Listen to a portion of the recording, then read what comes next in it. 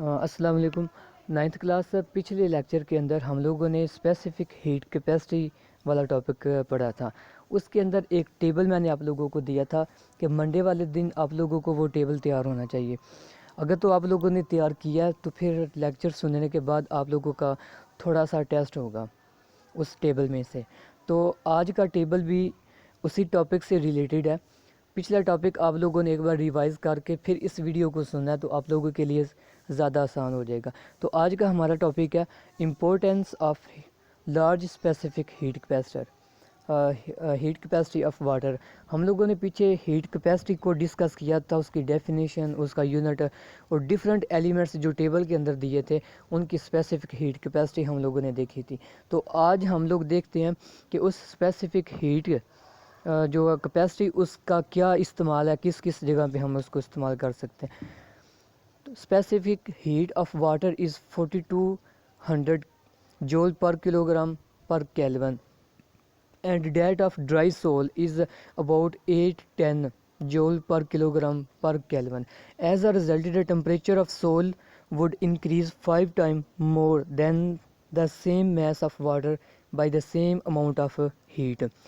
وہ کہہ رہا ہے کہ زمین پانی کی جو اسپیسیفک ہیٹ کیپیسٹی ہے وہ 4200 ہے، اور جو زمین ہے ہمارے پاس مٹی یا ریت ہے اس کی اسپیسیفک ہیٹ کیپیسٹی ہمارے پاس 810 جول پر کلو گرام ہے۔ تو اس کا نتیجہ یہ ہوتا ہے کہ ٹمپریچر جو ہوتا ہے زمین کا یا ریت کا وہ جلدی گرم ہو جاتا ہے، جلدی انکریز ہونا سٹارٹ ہو جاتا ہے، اور جو واٹر ہوتا ہے اس کا ٹمپریچر آہستہ آہستہ انکریز ہوتا ہے کیونکہ اس کی اسپیسیفک ہیٹ کیپیسٹی زیادہ ہے۔ اس کے آگے دیکھتے ہیں the temperature of land rises and the fall more rapidly. اس سے یہ ہوتا ہے کہ زمین جلدی گرم ہو جاتی ہے اور جلدی ہی ٹھنڈی ہو جاتی ہے۔ ہم لوگ دیکھتے ہیں کہ زمین جیسی سورج کی روشنی پڑتی ہے تو فوراً سے گرم ہونا سٹارٹ ہو جاتی ہے، اور جیسے ہی سورج کی روشنی رات کو آف ہوتی ہے تو زمین بھی ٹھنڈی ہونا سٹارٹ ہو جاتی ہے کیونکہ اس کی اسپیسیفک ہیٹ کیپیسٹی جو ہے وہ کم ہے۔ لیکن اس کے مقابلے میں پانی ٹمپریچر اچھا اس کے بعد ہے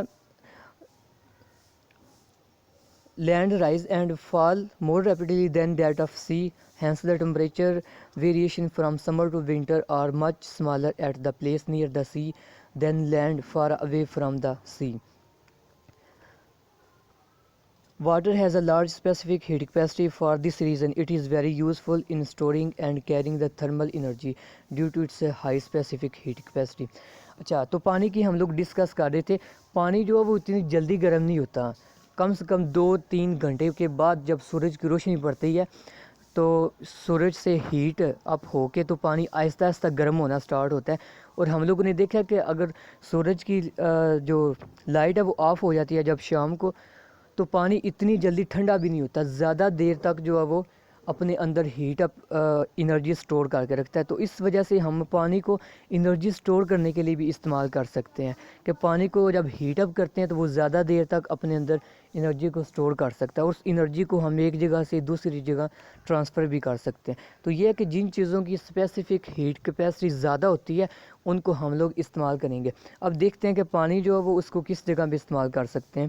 تو آپ لوگوں کے پاس پہلی چیز دی گئی ہے دا کولنگ سسٹم آف آٹو موبائل۔ جو بھی گاڑیوں کے انجن ہوتے ہیں ان کو ٹھنڈا کرنے کے لیے use water to carry away unwanted thermal energy. جب وہ ہیٹ اپ ہو جاتے ہیں تو ان کی انرجی پانی اس کے اوپر پھینکا جاتا ہے تو وہ پانی کیا ہوتا ہے، ہیٹ اپ ہو جاتا ہے۔ ہیٹ اپ ہونے کی وجہ سے انرجی ساری جو ہے وہ پانی کے اندر ٹرانسفر ہو جاتی ہے اور اس پانی کو باہر نکال دیا جاتا ہے۔ تو اس وجہ سے ہم گاڑیوں کے انجن سے انرجی کو باہر، جو ایکسٹرا انرجی ہوتی ہے جو ہیٹ اپ کرتی ہے اس کو باہر نکالنے کے لیے ہم پانی کا استعمال کرتے ہیں۔ In the automobile, large amount of heat is produced by its engine due to which its temperature goes on increasing. The engine would cause unless it is not cooled down. Engine وہ کہہ رہا ہے کہ اگر engine کو ہم لوگ جب ہیٹ اپ ہو جاتا ہے تو اگر ٹھنڈا نہیں کریں تو وہ اچھے سے کام نہیں کرتا، اس وجہ سے اس کو کول کرنا جو وہ لازمی ہے۔ Water circulating around the engine as shown in the figure. Diagram میں اس نے دکھایا وہ جو اوپر والی ڈائیگرام ہے، ایک فین جو وہ چل رہا ہے اس کے ساتھ جو ہے وہ پائپوں کے اندر پانی چل رہا ہے، تو وہ کیا ہوتا ہے جب پائپ گرم ہوتے ہیں، ہیٹ اپ ہوتے ہیں، تو وہ اپنی ساری انرجی پانی کو دے دیتے ہیں، اور پانی جو وہ ایک پائپ کے ذریعے سے ہم لوگ باہر نکال دیتے ہیں، تو انرجی ساری کی ساری انجن کی انرجی کو باہر نکال دیتے ہیں اور انجن کو ہم کول کر دیتے ہیں۔ Water absorbed unwanted thermal energy of engine and displayed heat through its radiator، تو اس کے ریڈیٹر سے ساری انرجی نکال دیتا ہے۔ اس کے بعد دوسرا یوز اس کا کیا کہ ہم گھروں کے اندر ہیٹ اب سردیوں کے اندر ہم لوگ اگر گھروں کو گرم رکھنا چاہتے ہیں تو اس کے لیے بھی ہم پانی کو استعمال کرتے ہیں۔ اس کا یہ پروسیس ہے کہ ہم لوگ پانی کو گرم کرتے ہیں، اس گرم پانی جو ہے وہ پائپوں کے ذریعے سے ریڈیٹر کے پاس جاتا ہے۔ ریڈیٹر کیا کرتا ہے، اس انرجی کو پانی سے لے کے تو دوبارہ ہیٹ کی فارم میں روم کے اندر کر دیتا ہے، جس سے روم جو ہے وہ سردیوں کے اندر جو ہے وہ گرم رہتے ہیں۔ تو in central heating system such as shown in the figure, diagram کے اندر دکھایا گیا، hot water is used to carry thermal energy through pipes from boiler to radiator. جس جگہ پہ پانی گرم ہو رہا ہوتا ہے، اس ہیٹ اپ پانی کو جو اس کے پاس انرجی ہوتی ہے وہ پائپوں کے ذریعے ریڈیٹر کے پاس لے کے جاتے ہیں۔ تو ریڈیٹر کا کیا کام ہوتا ہے کہ اس پانی سے انرجی کو لے کے تو دوبارہ اس کو ریڈیشن میں چینج کر دینا، مطلب کہ ہیٹ اپ کر دینا، وہ روم کو جو ہے ہیٹ اپ کر دیتا ہے۔ These radiator are fixed inside the house at suitable place, گھروں میں کسی بھی جگہ پہ جس جگہ پہ ہم نے روم کو گرم کرنا ہے تو اس جگہ پہ ہم نے وہ ریڈیٹر لگایا ہوتا ہے، تو وہ پانی سے انرجی لے کے تو دوبارہ اس کو ویو کی فارم میں اور ریڈیٹر کی فارم میں ٹرانسفر کر دیتا ہے۔ تو یہ دو یوزز ہیں آپ لوگوں کے پاس، اس کو اوپر سے ریڈ کریے گا، ایکسپلین میں نے کر دیا ہے، اوپر سے ریڈ سیم ٹو سیم ہے، اس میں کوئی بھی چینجنگ نہیں کی میں نے۔ تو آسان سا یہ ٹاپک ہے آپ لوگوں کا۔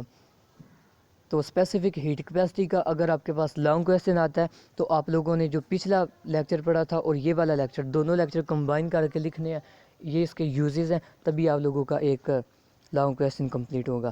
تو اس لیکچر کے فوراً بعد آپ لوگوں کا جو ٹیبل تھا وہ میں نے سننا ہے، تو اس کو ریڈی کر لیجیے گا۔